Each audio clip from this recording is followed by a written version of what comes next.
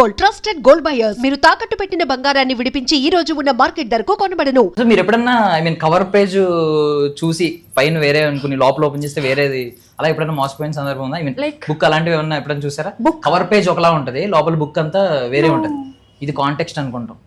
మోసపోలేదు ఎప్పుడు అలా అనుకోలేదా? లేదు, నేను షూటింగ్ ఫస్ట్ డే అంబటి గారిని చూస్తే మీరు అనుకోవాలి. యాక్చువల్లీ ఆయన చూస్తే భయం వేస్తా ఉంటది. ఆయన మనిషి అంతా first day first shot was with him and but he is very sweet.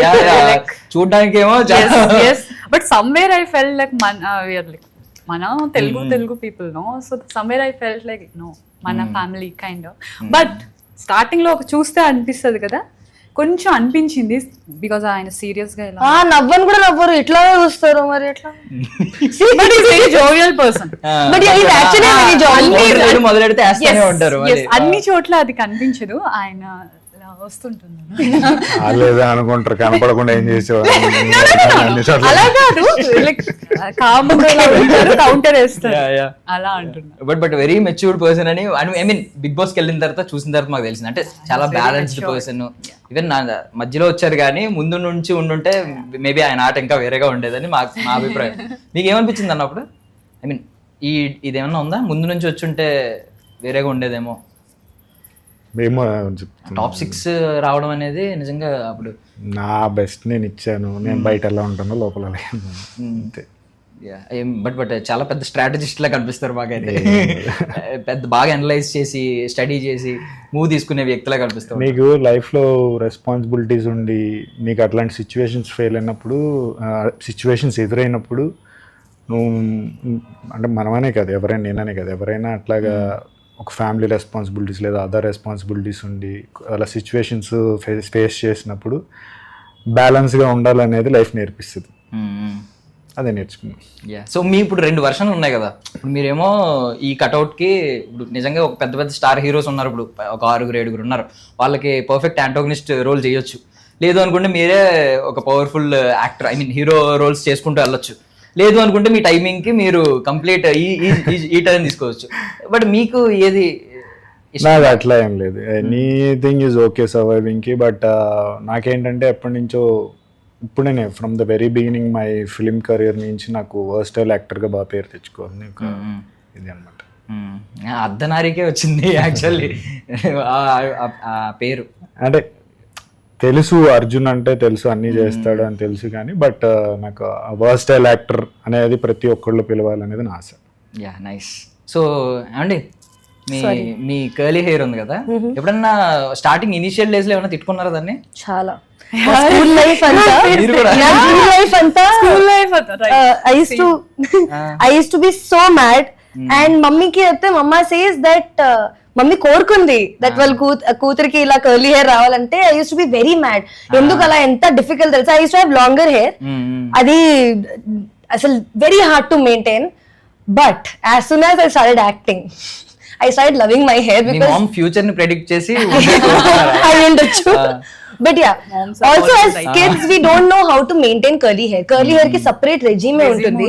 అది చాలా తర్వాత తెలిసింది, ఒక యాక్చువల్ గా 4-5 years బ్యాక్ తెలిసింది. అప్పుడు లాక్డౌన్ టైం లో అప్పుడు ఓకే దీన్ని కూడా మెయింటైన్ ఇది కూడా మంచిగా కనిపిస్తుంది. You won't believe it's been so many years I've combed my hair. yes దువ్వెన పెట్టలేము ఇట్లా అయిపోద్ది మొత్తం. కర్లీ హెయిర్ కి ఏంటంటే కోమ్ అనేది పెట్టకూడదు. ఇప్పుడు మేము ఫ్యాన్స్ అయిపోయాం వాటి అందరికి. ఎవరైతే కర్ల్స్ ఉన్నాయో చేయించుకున్నారు కదా, లాక్డౌన్ ముందుగా చండాలంగా ఉన్నారని ఫీల్ అయ్యారా? లేదు, అంటే లోపల చేయడం రాలేదు, జస్ట్ మెయింటైన్ చేయడం రాలేదు. ఇప్పుడు మెయింటైన్ చేయడం వచ్చింది. నేను తప్పు అర్థం చేసుకున్నాను. సో ఇది హార్డ్.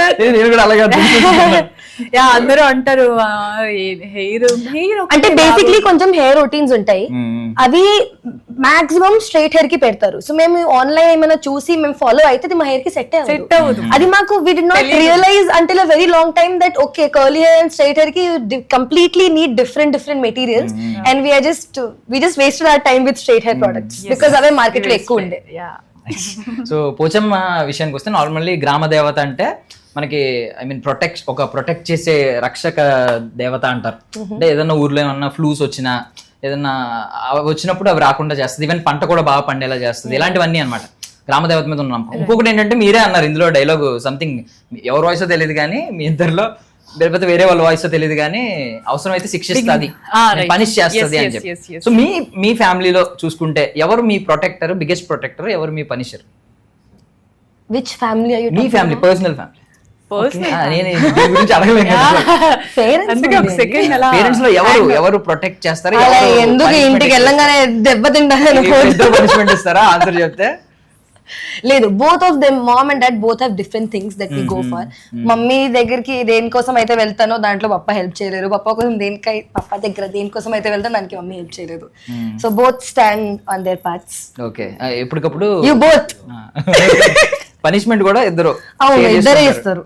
నైస్. మీకు అలా సింగిల్ ఎవరన్నా ఉన్నారా, లేదు ఇద్దరు కలిసి? పనిష్మెంటా ఇప్పుడు లేదు, బట్ చిన్నప్పుడు మా మమ్మీ కొట్టేదండి ఎక్కువ. Use to punish very well. చూసారా అంటే కొట్టరా dad?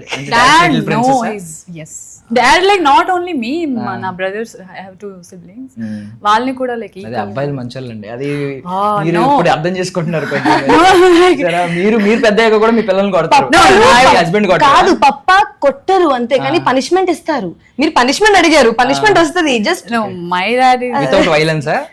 No, my Without papa is very understanding. ఆయన ప్రతి situation like very calm, okay no worries, it's okay అలా అన్నమాట.